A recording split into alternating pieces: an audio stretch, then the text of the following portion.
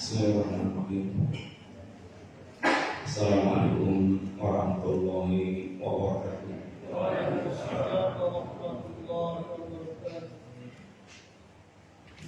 Alhamdulillah. Wassalatu wassalamu ala Rasulillah wa ala alihi wa ashabihi wa mawala. Wala haula wala quwwata illa billah, amma ba'du. Alhamdulillah, Bapak Ibu jemaah sekalian rahimani wa rahimakumullah. Insyaallah kita melanjutkan pembahasan tingkat pendasar kitab tauhid. Kita melihat bab qaulillah ta'ala, afa aminu makrallah fala ya'lamu makrallahi illa qaumul khasirun. Apakah mereka merasa aman dari makar Allah? Tidak ada yang merasa aman dari makar Allah kecuali orang-orang yang merugi. Terus sekalian, sambil kita parakan pembahasan yang saat ini pun, bahwa seorang mukmin dalam mewujudkan peribadatan penghambaan kepada Allah Subhanahu wa taala berdiri di atas 3 pilar penghambaan, yaitu kecintaan kepada Allah, al-hubbu, kemudian rasa takut kepada Allah, al-khawfu, dan rasa harap kepada Allah Ta'ala, yaitu war-raja. Al-hubbu wal-khawfu war-raja ini pilar ibadah seorang hamba kepada Allah Ta'ala. Hilangnya salah satu di antara 3 perkara ini, maka akan terjatuh di dalam penyimpangan. Kalau kemudian dikatakan dalam perkataan salaf, man ya'budullaha bil hubbi wahdah fahuwa zindiq. Barang siapa beribadah kepada Allah hanya dengan cinta semata, maka dia zindiq. Zindiq itu munafik berat. Wa man kana ya'budullaha bil khawfi wahdah fahuwal harubi. Barang siapa yang beribadah kepada Allah dengan takut semata, maka dia haruri, khawarij, yang diantara pemikirannya adalah mengkafirkan pelaku dosa besar dan pelakunya kekal di dalam neraka. Wa man kana ya'budullaha bi raja'i wahda fawal mujib. Barang siapa yang dia beribadah kepada Allah dengan harap semata, maka dia mujiah. Mujiah, orang yang mereka meremehkan dosa, itu memisahkan antara iman dan amal, sehingga amal itu tidak ada kaitannya dengan iman. Sehingga imannya para nabi dan imannya para pelacur dianggap sama karena amal tidak berkaitan dengan iman. Ini semuanya penyimpangan. Orang-orang sufi lebih banyak mereka menghiasi dengan klaim kecintaan, tapi klaim kecintaan yang diklaimnya adalah klaim palsu. Kecintaan yang diklaimnya adalah klaim palsu. Klaim palsu itu artinya klaim yang tidak dibuktikan, tidak diikuti dengan tanda bukti bahwa dia betul-betul mencintai. Allah Subhanahu wa taala mengatakan, "Qul in kuntum tuhibbunallaha fattabi'uni." Kalau betul-betul kalian cinta kepada Allah, maka ikutilah aku, kata Nabi.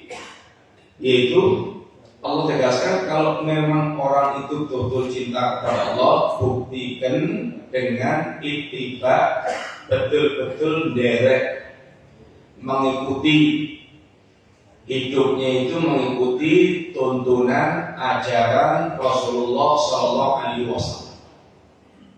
Tapi kalau hanya cinta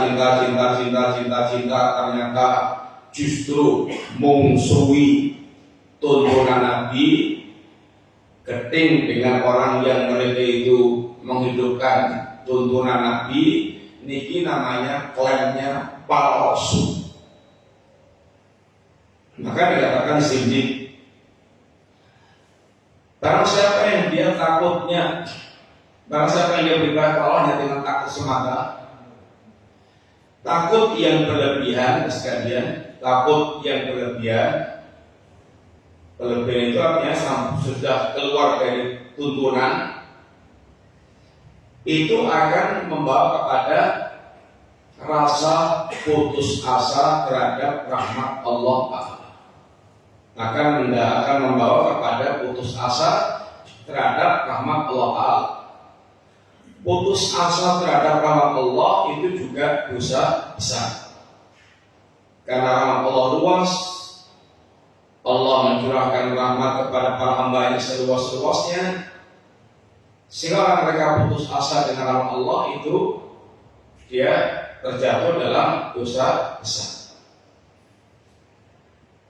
Demikian pula orang yang mereka rojak harapannya itu berlebihan sehingga keluar dari tuntunan juga, itu akan membawa kepada merasa aman dari makar Allah, merasa aman dari makar Allah Ta'ala.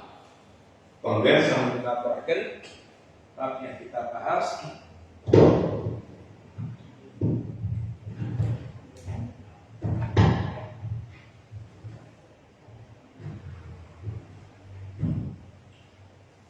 sehingga pilar ibadah kita itu ini al-hubbu, cintaan. Kalau hanya cinta saja itu mungkin sakit atau sindir.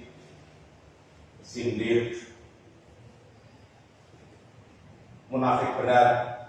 Yang kedua al-khawfu, rasa takut.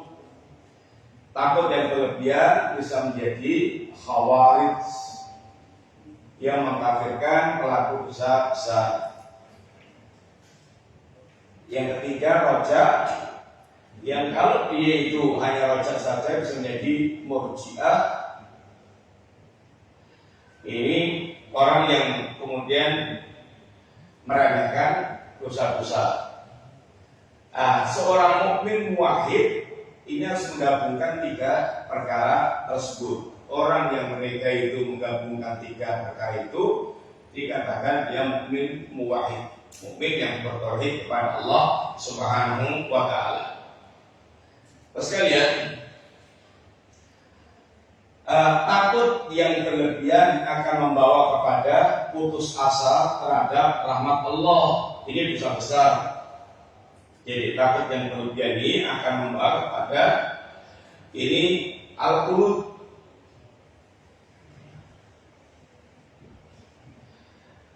Ini putus asa dengan Allah Ta'ala. Ini dosa besar.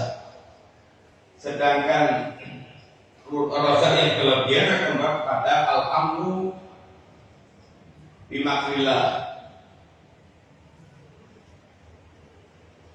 merasa aman dari makar Allah Subhanahu wa Ta'ala. Ini juga dosa ini besar. Sehingga harus menggabungkan antara tiga perkawis. Kalau rasa cinta kepada Allah ini akan menggerakkan langgengnya amal ibadah. Rasa takut kepada Allah Subhanahu wa Ta'ala itu yang akan mengerem sehingga dia terkontrol, dia akan bisa menahan diri dari hal-hal yang diharamkan Allah Ta'ala. Dan rasa rojak itu akan membuat semangat dia di dalam melakukan amalan-amalan. Dia senantiasa akan berharap kepada Allah Subhanahu wa Ta'ala. Kita bagi fokus pembahasannya pada al-amnu bimakrillah, merasa aman dari makar Allah Ta'ala. Merasa aman dari makar Allah Ta'ala. Merasa aman dari makar Allah Ta'ala ini dampak dari rojak yang berlebihan. Terus ya, rojak, orang yang salah rojak itu nanti jatuhnya ke hulu. Jadi kalau rojak yang benar itu, rojak yang benar, satu, disertai dengan khauf. Orang yang punya rojak harapan itu harus memiliki rasa khauf, sehingga akan seimbang antara harapan dengan rasa takutnya. Kalau rojak tanpa disertai dengan rasa khauf, maka dia akan jatuh dalam putus asa terhadap rahmat Allah, akan masuk dalam al-amru bima'rifah. Kalau rojak tanpa rasa takut kepada Allah akan masuk dalam terjebak dalam al-amru bima'rifah. Yang kedua, rojak itu disertai dengan amal. Harus ada amal. Kalau rojak tidak disertai dengan amal, itu namanya maghrur, orang yang tertipu. Sehingga orang dikatakan rojak punya harapan itu kalau satu, dia suka, dia senang, mencintai dengan apa yang dia harapkan. Yang kedua, dia menempuh jalan untuk mewujudkan harapannya. Yang ketiga, dia khawatir kalau dia gagal untuk mendapatkan harapannya. Ini rojak yang benar. Rukunnya tiga ini. Dalam urusan dunia, makanya orang kagungan harapan, berharap pengen dados dokter. Dia berharap pengen jadi dokter. Satu, dia mesti suka dengan profesi kedokteran. Wong pengen jadi dokter, cita-citanya harapannya jadi dokter, kok mboten seneng dengan profesi kedokteran, di mustahil. Dia harus suka dengan profesi kedokteran. Yang kedua, dia harus menempuh jalannya untuk mendapatkan profesi sebagai dokter. Ya sekolah di kedokteran, kemudian tekun, mengikuti pelajaran, praktikum, kemudian mendalami sampai dia betul menguasai. Ini adalah jalan untuk menjadi dokter. Yang ketiga, khawatir gagal untuk mendapatkan ini profesi sebagai seorang dokter. Ini namanya orang yang berharap. Tapi kalau dia nggak menempuh usaha, mau berangan-angan jadi dokter tapi nggak menempuh usaha, dan juga tidak ada kekhawatiran gagal, itu namanya orang yang maghrur, orang yang tertipu atau angan-angan kosong, amani. Pengen jadi penduduk surga, nih boten menempuh jalan menuju ke surga, malah menakuni dan rokok. Ini namanya nggak nyambung antara cita-cita dia dengan jalan yang dia lakukan. Kalau dia berharap harus menempuh jalannya, dan harus ada kekhawatiran kalau sampai dia gagal menjadi ahlul jannah. Sehingga Al-Quran pun juga menyebutkan kalau orang punya harapan itu mesti ada action untuk mewujudkan harapannya. Contoh, Allah dikatakan, amman huwa qanitun ana al-laili sajidan wa qa'iman yahdharul akhirata wa yarju rahmata rabbi. Allah katakan, wahai orang musyrik, wahai orang kafir musyrik, mana yang lebih untung? Kaliankah yang musyrik dan kafir, atau orang yang mereka amman huwa qanitun? Apakah yang untung itu orang yang pertama, orang yang selalu taat kepada Allah Ta'ala? Qanit, jawab ta'ah, orang yang selalu taat kepada Allah Ta'ala. Ana al-laili sajidan wa qa'iman, dia selalu menghidupkan malam dengan salat malam. Ya darul akhirah, hatinya ada rasa takut kepada kampung akhirat, sehingga selalu pertimbangan dengan kampung akhirat. Kalau mau berbuat sesuatu, dia pertimbangkan dengan kampung akhirat, apakah akan merusak akhiratnya atau tidak. Tidak hanya asal ronda, tidak hanya asal kemudian ngelakoni saja, tapi dia pertimbangkan. Dan dia berharap dengan rahmat Allah, sehingga ada action. Orang yang berharap rahmat Allah itu, dia akan selalu taat kepada Allah. Dia diantaranya akan menghidupkan malam-malamnya dengan salat malam. Hatinya ada rasa takut kepada kampung akhirat. Ini orang yang mereka mengharapkan rahmat Allah Subhanahu wa Ta'ala.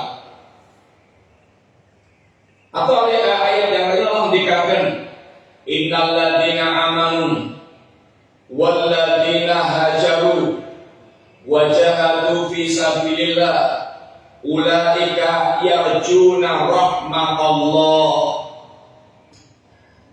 Orang-orang yang beriman dan berhijrah, dan orang-orang yang berhijrah dan orang-orang yang berjihad di jalan Allah, mereka itulah orang-orang yang mengharapkan rahmat Allah. Kalau betul-betul memang mengharapkan rahmat Allah itu, pertama harus menjadi seorang mukmin. Harus dia menjadi seorang mukmin. Orang yang mereka tidak mau beriman dengan iman yang benar, itu bukti harapannya palsu. Orang yang mengharapkan rahmat Allah tapi tidak mau beriman, itu harapannya palsu. Jadi PKI memusuhi Islam, kok kemudian kita berharap rahmat Allah untuk masuk surga? Ya, kalau berharap rahmat Allah Ta'ala, ya harus menjadi seorang mukmin yang bertauhid kepada Allah Subhanahu wa Ta'ala. Kemudian dia buktikan lagi dengan hijrah. Hijrah itu misalkan hijrah fisik, misalkan hijrah maknawi. Hijrah fisik pindah dari tempat ke tempat yang lainnya, dari tempat yang tidak bisa mewujudkan agama, tidak leluasa mewujudkan agama, menuju tempat yang bisa lebih leluasa mewujudkan agama.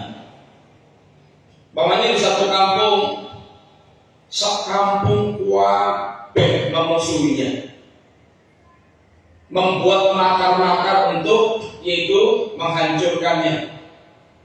Sedangkan ada kampung lain yang bisa leluasa untuk merasakan agama. Pindah dari kampung yang membuat dia nggak bisa leluasa melaksanakan agama ke kampung yang lebih leluasa, itu hijrah dalam rangka menyelamatkan agama Allah Ta'ala. Hijrahnya itu tujuannya untuk menyelamatkan agama Allah Ta'ala melalui transmigrasi, memiliki boten di sawah, boten di warung, boten di nopo-nopo, terus pindah pemerintahan Kalimantan, Sumatera, supaya sakit dapat jatah penguripan. Niki hijrah secara bahasa, yang hijrah secara agama. Terus aku hijrah yang Sumatera. Niku nggak pindah nek Jawa ini pindah ke nawar sangat hijrah pindah. Sebab urusan itu memang bukan urusan dunia, urusan tangan. Kalau urusan hijrah itu urusannya berkaitan dengan menyelamatkan agama. Aku hijrah sama Nabi. Dulu tenggelam dalam pemusik, ngerok, pemusik, tukang gambut, kemudian sembarang segala macam yang berkaitan dengan ini musik-musikan yang haram.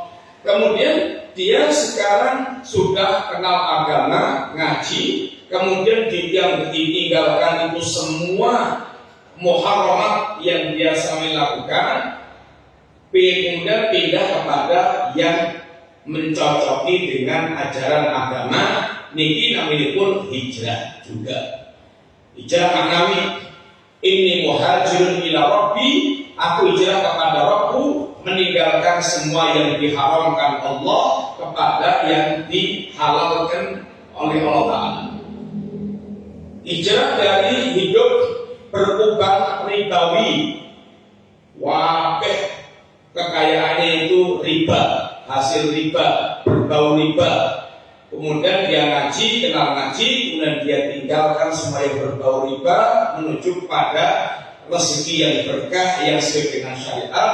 Namanya dia tinggalkan apa yang haram menuju yang dihalalkan Allah Subhanahu wa Ta'ala.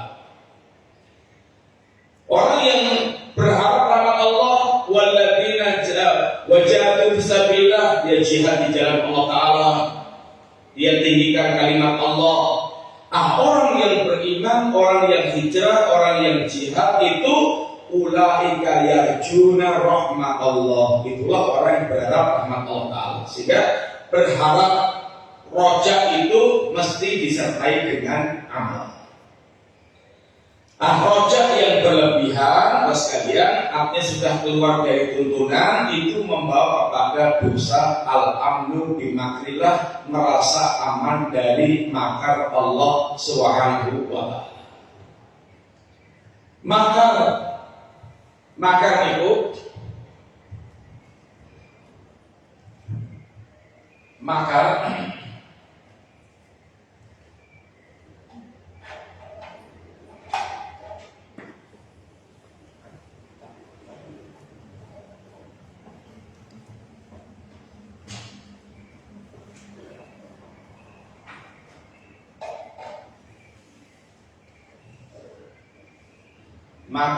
niku kalau dinisbatkan kepada makhluk niku madmum tersalah. Tapi kalau nisbatnya kepada Allah Subhanahu wa Ta'ala, dia adalah menunjukkan keadilan adlullah, sehingga adalah mahmud, terpuji. Kalau makar itu nisbat pada makhluk, itu artinya rencana atau rencana licik yang dilakukan dengan sembunyi-sembunyi untuk menimpakan bahaya kepada orang lain. Makar kepada seorang, makar kepada masyarakat, makar kepada negara, itu ada rencana jahat, rencana licik secara tersembunyi, dan itu bermakna buruk. Ini membuat makar. Kalau makar itu berkaitan dengan Allah, itu makar itu tidak dilakukan Allah kecuali dalam rangka membalas makarnya makhluk. Maka wa makaru wa makar Allah. Mereka membuat makar, Allah membalas, Allah juga membuat makar.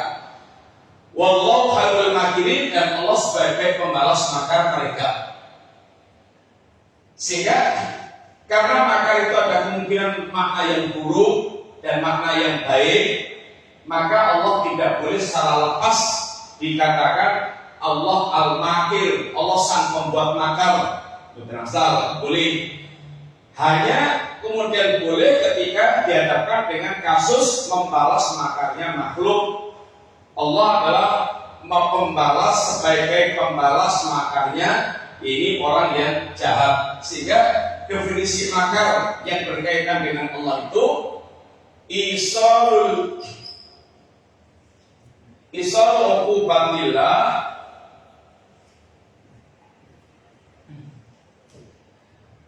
ila mustahika yastahiquha atau mustahiquha min haitsu la yash'urun.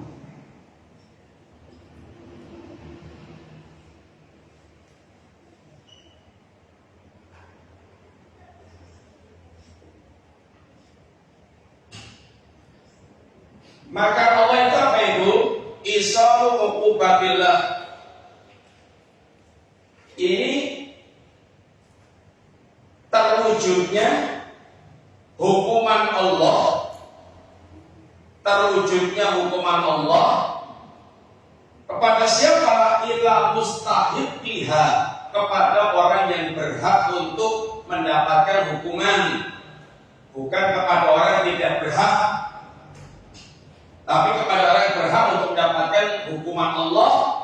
Min haitsu la yashurun, dari arah yang tidak mereka sangka-sangka. Ini di sini yang penting diperhatikan, dari arah yang tidak mereka sangka-sangka. Rumangsane aman, kemudian tahu kemudian kejeglong,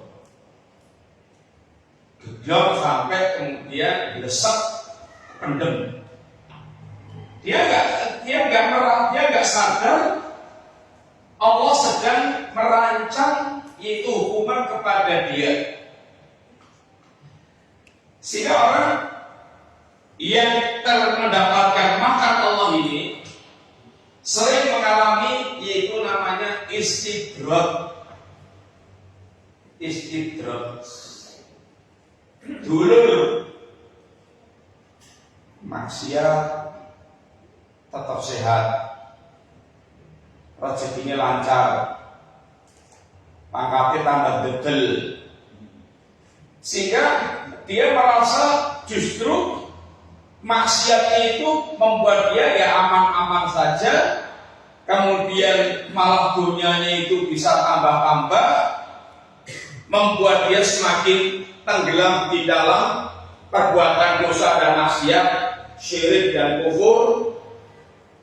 Orang yang mereka sedang berada dalam perbuatan maksiat, penyimpangan, kemudian justru dunianya itu bertambah-tambah buat dia, ini hakikatnya istidrak.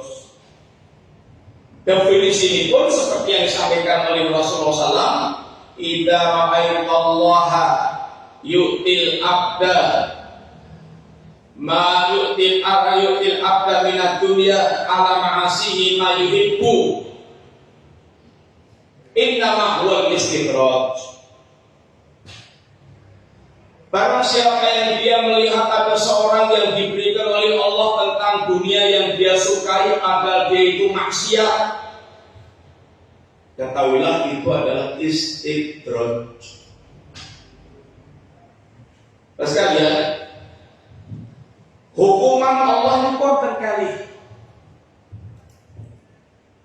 Hukuman Allah itu ada dua.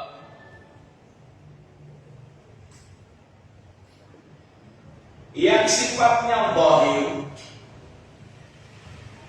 yang sifatnya batin, Hukuman Allah yang zahir pamipun nggih gempa ingkang dadosaken omahipun prak ambruk, omahipun sami ambruk, bodanipun ical. Itu hukuman yang zahir. Hukuman yang zahir ini pun orang sering sekali juga tidak bisa mengambil pelajaran. Padahal Allah mengatakan wa ma nursilu bil ayati illa tahwifan. Tidaklah kami mengirim ayat-ayat kami, gempa bumi ayat Allah, tsunami ayat Allah, kemudian corona juga ayat Allah, kemudian lelehan Merapi juga ayat Allah, puting beliung juga ayat Allah. Tidaklah Allah kirim itu semuanya kecuali dalam rangka menimbulkan rasa takut di hatinya hamba.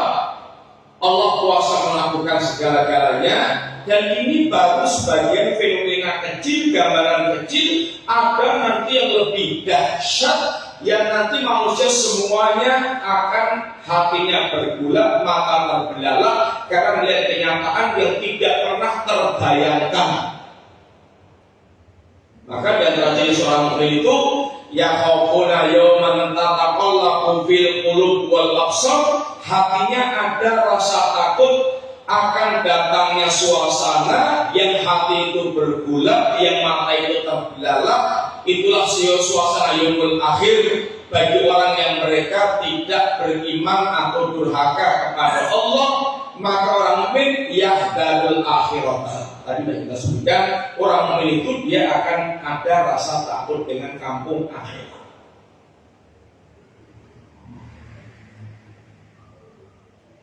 Ukubah yang pertama zahir, dan yang zahir ini pun sering orang nggak bisa mengambil pelajaran. Contoh ini pun komentar para pakar-pakar yang tidak pernah mengkaitkan antara musibah-musibah zahir dengan maksiat yang dilakukan.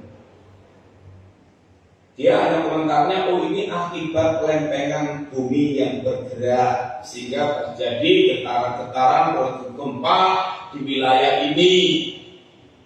Oh ini karena ada itu lapisan bumi yang turun sehingga lautnya kemudian menimbulkan banjir di lautan, tsunami, ada patah-patah lempengan. Pokoknya jelas nggak pernah mengingatkan bahwa tentang antara perbuatan manusia dengan terjadinya musibah yang menimpa dengan mereka. Padahal nek ajen kurang nek badene pengen ngamati, nek kurang ngamati, hampir tidak ada di tempat musibah-musibah yang ditimpakan Allah kecuali maksiat yang menipu kental. Kecuali di situ kemaksiatannya kental.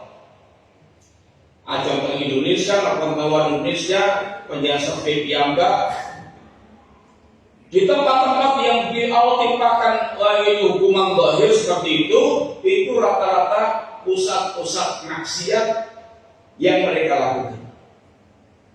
Dan cerita-cerita tempat-tempat yang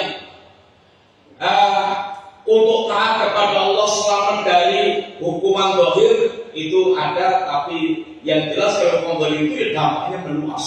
Maka Allah ingatkan, wala tasaban Allah ya wala jangan awat taku fitnatan la tusibanna alladziina dzalamu khassa. Jangan takutlah kamu akan datangnya azab yang tidak hanya menimpa orang zalim saja. Kenapa kita disyariatkan untuk nahi mungkar, melarang yang mungkar, sehingga orang komentar ribet reseh, ceriwis, karena memang kita harus ceriwis, harus mengingatkan, sebab kalau Allah timpakan azab itu nanti yang terkena bukannya orang yang zalim saja. Allah timpakan gempa, kadang juga masjid ambruk, pondok ambruk, rumahnya ahli ibadah yang ambruk. Karena itu efek secara umum yang akan menimpa kepada ini manusia, hanya nanti Allah akan bangkitkan masing-masing sesuai dengan kadar niatnya. Ini hukuman zahir. Nomor kali hukuman batin sekalian. Ukubah secara batin, hukuman batin. Hukuman batin itu terkadang lebih dahsyat. Dipun ketika apa itu hukuman batin? Seorang ulama mengatakan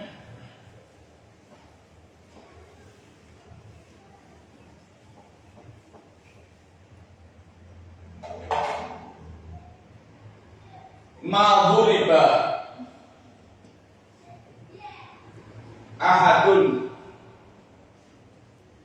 bi'uqubatin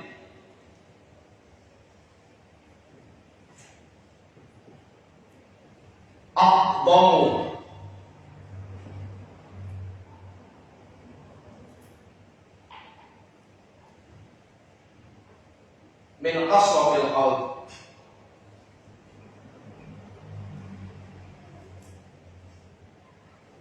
wal bu'di anillah.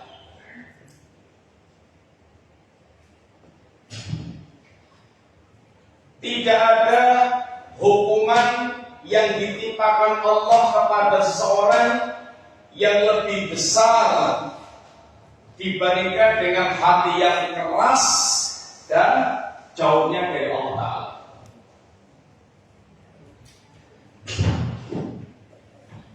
Tidak ada hukuman yang ditimpakan oleh Allah kepada seorang yang lebih besar, yang lebih dahsyat dibandingkan dengan hati yang keras, kerasnya hati dan jauhnya dari Allah Subhanahu wa Ta'ala. Terus kalian, Allah mendikatakan hati niku nek atos niku kata sesuatu malah ngumpuli atose waktu. Allah yang mendikatakan summa qasat qulubukum min ba'di dzalik. Kemudian setelah itu hati kalian menjadi keras. Ini ceritanya Bani Israel. Dia minta kepada Musa dan kemudian Musa minta kepada Allah, permintaannya dikabulkan, dibongkar rahasia siapa pembunuhnya. Tapi setelah ditunjukkan Allah, hatinya tetap keras, tidak bisa melunak, tidak bisa menerima. Tetap kufur, tetap mengingkari. Summa qasat qulubukum min ba'di dzalik. Kemudian hati kalian menjadi keras setelah itu. Wa hiya kal hijarah aw asyaddu qaswah. Atosnya itu kayak watu atau bahkan lebih keras dibandingkan dengan batu. Wa inna minal hijarati, lalu Allah terangkan, dan sesungguhnya di antara batu-batu itu yatafajjaru minhul anhar, ada batu yang terbelah dan memancar sungai-sungai, sehingga terjadi sungai-sungai dari belahan batuan. Wa anna minha lamma yashaqqaqu yakhruju minhul ma'. Ada lagi batu yang terbelah dan memancarkan air. Batu yang memancarkan air. Wa anna minha lamma yahbitu min khasyatillah. Ada lagi batu yang mereka ini jatuh disebabkan takut kepada Allah Subhanahu wa Ta'ala. Batu itu ada rasa takutnya kepada Allah, sehingga ada yang sampai berjatuhan karena takut kepada Allah, ada yang terbelah, pecah dan memancarkan air, ada yang membuat sungai. Ini semuanya diantara ini batu yang masih bisa pecah, terbelah, dan itu ada rasa takutnya kepada Allah Ta'ala. Ternyata Allah mengatakan hati ini pun natiya, hati ini pun dia itu langkung atos ketimbang waktu. Lalu Allah jelaskan juga dengan tamsil, lau anzalna hadzal qur'ana 'ala jabalin la ra'aitahu khashi'an mutasaddian min khasyatillah. Wa tilkal amsalu nadribu linnasi la'allahum yatafakkarun. Itulah tamsil yang Allah buat, yang kami buat untuk manusia agar mereka berpikir. Tamsilnya apa itu? Seandainya Al-Quran ini kami turunkan kepada gunung, dan gunung itu tersusun dari batu-batu yang gede, batu-batu yang bisa kita saksikan diantaranya, sehingga dulu ketika Merapi memuntahkan laharnya, itu ada batu-batu yang dinding sampai ke Magelang, sampai ke daerah ingkang gede ini sak berubah-berubah. Itu diantara unsur penyusun ini gunung. Gunung itu seandainya Allah turunkan kepada gunung itu Al-Quran, gunung itu akan runtuh, akan hancur berantakan. Kenapa? Min khasyatillah, karena ada rasa takut kepada Allah Ta'ala. Ternyata Quran dipun turunkan ke hati manusia, mana pun tetap menteres belas lakuk mendoket apos kok boten ditafsirkan dengan baja. Waktu kali baja atas pendingin menawi baja watos, baja itu watos, sehingga menjadi ungkapan sekuat baja, semangatnya membaca. Itu maksudnya betul-betul baca itu simbol kekuatan, simbol ibadah. Tapi naik baca itu dibakar. Laleh betul. Laleh. Nek waktu itu dibakar, yes, bukan laleh. Sehingga tamsil Allah Ta'ala, itulah hati manusia betul sekeras batu atau lebih keras daripada ini batu. Karena kalau batu itu akan bisa pecah, mengeluarkan air menjadi sungai, bahkan runtuh karena takut kepada Allah. Ternyata dia manusia ini susah untuk itu menerima Al-Quran yang Allah ini peringati. Nah, hukuman Allah tidak ada bisa dibandingkan dengan qasratul qalbi wal budu anillah, dan rasa jauhnya dari Allah Ta'ala.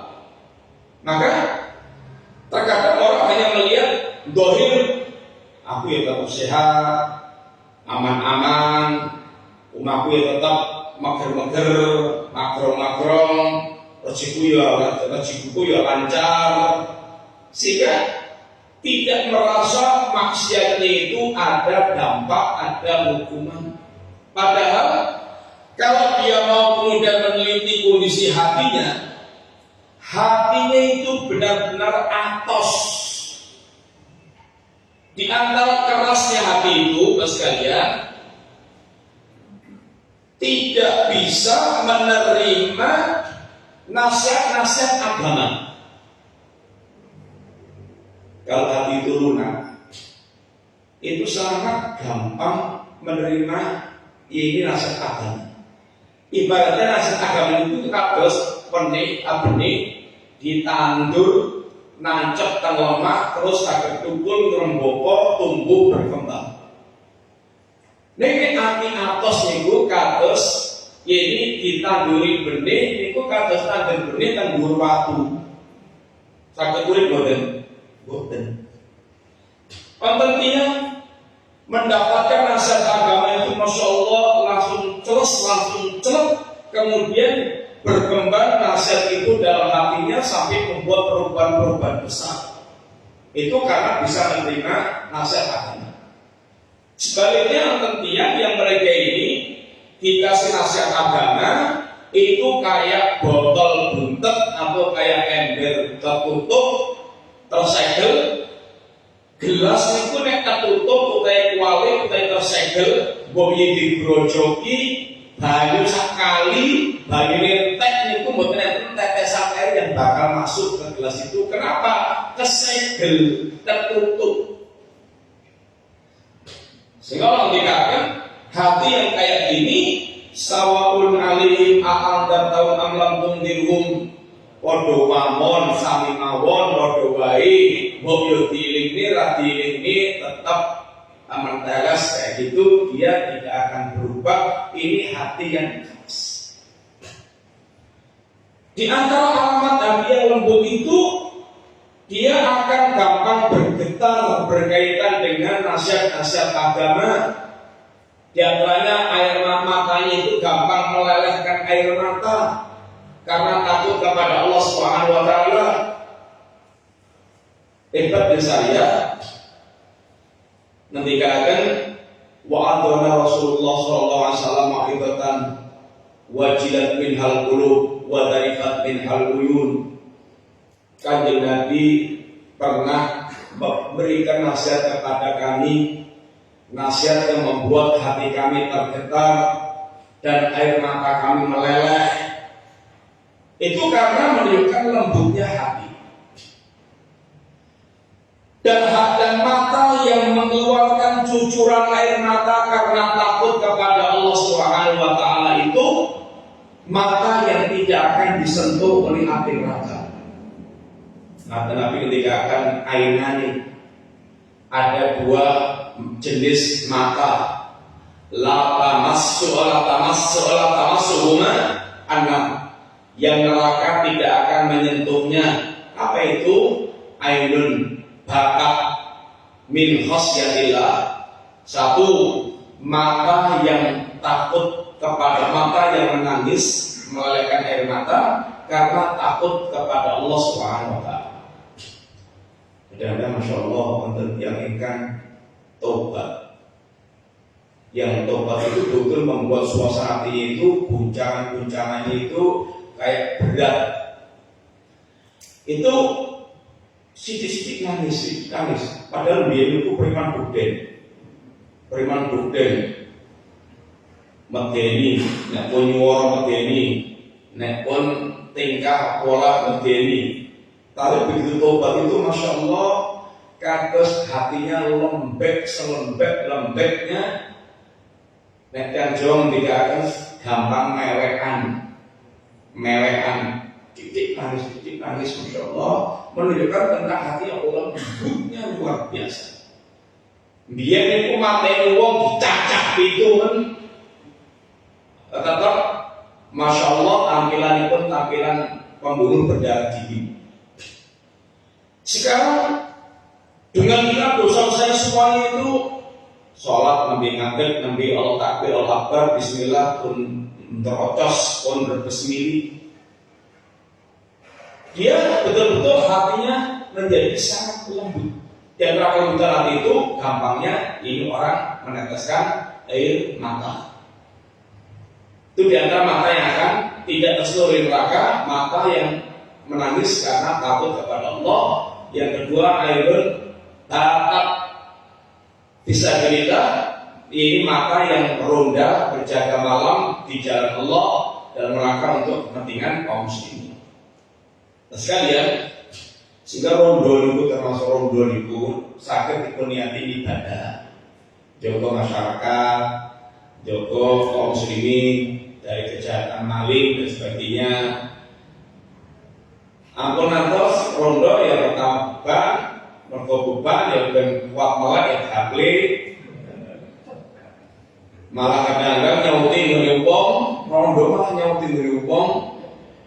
Terus kalian, ini adalah mata yang akan selamat dari jannah.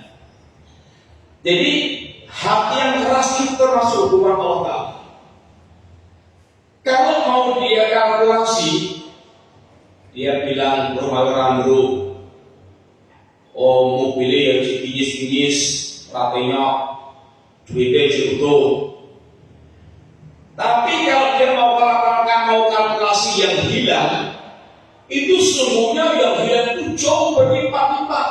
Contoh, buatan tahu sholat subuh, napa malih 2 rakaat sebelum subuh. Nabi ketika akan rakaat al-fajr khairun minad dunya wa fiha, 2 rakaat sebelum subuh itu lebih baik dari dunia dan seisinya.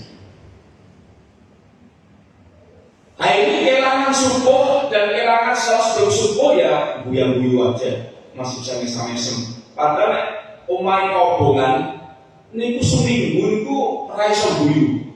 Seminggu sakuran, kadang setahun, kadang malah ngenglong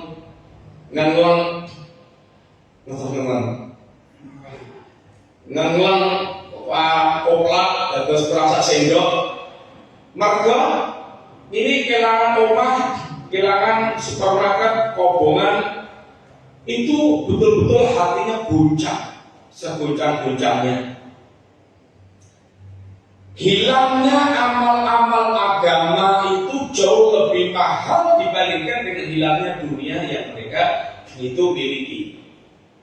Sehingga hukuman kerasnya hati yang membuat dia tidak bisa tidak melakukan amal agama, atau melakukan amal agama tapi mengapunten kopong, hilang kekhusyukannya.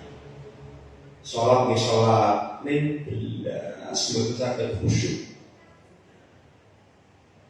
Betul saged khusyuk, kering sholat itu. Sekian takbir, sekian salam itu isinya dunya tok. Mlebu sing mlebu iku dunya tok. Sehingga akhirnya tidak bisa menikmati sholatnya. Hilangnya khusyuk dalam sholat itu diantara dampak karena itu dianggap bisa bentuk hukuman Allah, yaitu karena hatinya keras. Baca Quran jelas nggak ada dampak apapun ke dalam hatinya, itu karena hatinya keras. Sehingga yang keras itu diantaranya hati yang membuat dia tidak peduli dengan agama, atau diantara fenomena juga bermalas-malasan melaksanakan amal agama, itu yang agak ringan. Atau juga diantara fenomena juga yaitu tidak merasakan kenyamanan, kekhusyukan, keindahan amal-amal agama. Ini termasuk adalah dampak-dampak hati yang keras. Wal bu'du anillah, dan merasa jauh dari Allah Subhanahu wa taala, sehingga dia disyarat-syarat oleh setan dan hawa nafsu. Jadi kalau kita itu dekat dengan Allah sekalian, tandanya dia itu banyak terikat dengan syariat Allah, sehingga dia kecencan dengan syariat Allah, dan itu yang terbaik. Sehingga pelakunya itu dalam sesuai dengan apa yang dituntunkan oleh Allah Ta'ala, dan selalu dia mengagungkan Allah Ta'ala. Tapi kalau orang itu jauh dari Allah, itu nanti yang nuntun setan. Wa mayyashu an dzikrillah, barang siapa yang dia berpaling dari peringatan Allah, nuqayyid lahu syaitan, maka akan kami sertakan baginya syaitan, wa walau qarin, dan syaitan akan menjadi teman dekatnya, teman akrabnya, qarin yang selalu mendampinginya. Pendampingnya sing nempel kelet terus niku setan. Sehingga setan yang bimbing dia, yang arah-arahkan dia, yang nuntun dia, itu ketika orang jauh dari Allah, itu yang akan menjadi pembimbingnya, penuntunnya adalah setan, dan dia akan menjadi orang yang mengikuti hawa nafsu. Wa man adallu mimman ittaba hawahu bighairi hudamin Allah. Mana ada yang lebih sesat dibandingkan dengan orang yang mereka itu mengikuti hawa nafsunya, yang kalau mengikuti hawa nafsu itu artinya dia tidak mengikuti petunjuk Allah Subhanahu wa taala. Sekalian, ini adalah fenomena, ini sungguhnya bentuk-bentuknya seperti ini, itu termasuk hukuman Allah yang sering orang tidak menyadari bahwa itu merupakan bentuk hukuman Allah Subhanahu wa taala. Karena menilai itu hanya semuanya dengan bentuk-bentuk zahir. Bentuk-bentuk zahir. Maka sering sekali juga akhirnya ada orang Islam yang pujiannya kepada orang kafir itu selangit, seakan-akan kebaikan itu ada pada orang kafir semuanya. Lalu kalau mencontohkan kejelekan-kejelekan itu diambilkan dari orang Islam, karena mereka seperti tidak menghargai iman dan ketaatan dan kedekatan kepada Allah. Yang mereka hargai itu hanya yang ketok moto. Yang ketok moto. Orang kafir teknologinya Masya Allah, mereka semua orang yang canggih-canggih, hebat-hebat, gedungnya juga tinggi-tinggi. Di balik itu mereka itu pecandu narkoba, pezina, kemudian jiwanya buncang, hidupnya kayak binatang. Itu yang tidak pernah dinilai oleh orang, mereka tidak pernah memperhatikan iman. Sehingga dia penglihatan zahir yang ada pada orang kafir lebih top-top, sehingga dipuji-puji setinggi langit, kemudian merendahkan kaum muslimin, Karena penilaiannya masih pada bentuk-bentuk zahir yang mereka tampakkan. Sekalian, maka diingatkan oleh para kita yang seperti ini adalah termasuk di antara bentuk hukuman Allah. Bahkan hukuman batin itu lebih dahsyat dibandingkan dengan hukuman zahir. Sehingga ada juga nikmat zahir, ada nikmat batin, nikmat yang kelihatan, nikmat yang tidak kelihatan, dan nikmat yang dirasakan di hati itu jauh lebih berharga, lebih mahal dibandingkan dengan nikmat zahir. Penjenengan diparingi bondo sengake, tetapi hatinya jelas tidak bisa merasakan kebahagiaan hidup yang hakiki. Bondo yang buahnya itu nggak akan banyak manfaatnya kalau hatinya betul-betul dalam keadaan rusak. Atau hilangnya kebahagiaan hati itu nggak bisa dibeli dengan berapapun harta yang mereka miliki. Sekalian ini kita terangkan pembahasan yang berkaitan dengan merasa aman dari makar Allah, sehingga hati-hati kalau kita maksiat, kita menyimpang, kita meninggalkan sholat, kok dan dunia ini pun tambah-tambah, itu justru harus segera curiga, jangan-jangan ini istidraj dari Allah, yang Allah akan menimpakan hukuman min haitsu la yash'urun, dari arah yang tidak mereka sangka-sangka. Sehingga jangan sampai ada yang merasa aman dari makar Allah karena dia kadang-kadang merasa ini aman-aman saja, padahal Allah telah menyiapkan jebakan untuk ini menjerat dia. Maka sekalian, dengan faat, insyaallah kalau jangan masalah yang akan datang, maos nas-nas yang dibawakan berkaitan dengan bab al-amnu bimakrillah, merasa aman dari makar Allah Subhanahu wa taala. Wassallallahu ala nabiyina Muhammadin wa ala alihi wasallam. Assalamualaikum warahmatullahi wabarakatuh.